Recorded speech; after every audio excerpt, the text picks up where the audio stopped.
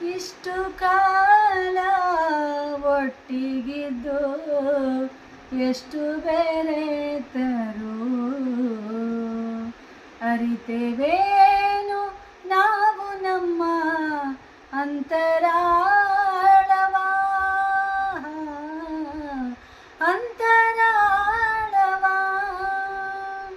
ಕಡಲ ಮೇಲೆ ಸಾವಿರಾರು ಮೈಲೆ ಸಾಗಿಯೋ ನೀರಿನಾಳ ತಿಳಿತೇನು ಹಾಯ್ದೋಣಿಗೆ ಇಷ್ಟು ಕಾಲ ಒಟ್ಟಿಗಿದ್ದು ಎಷ್ಟು ಬೆರೆತರು ಅರಿತೆವೇನು ನಾವು ನಮ್ಮ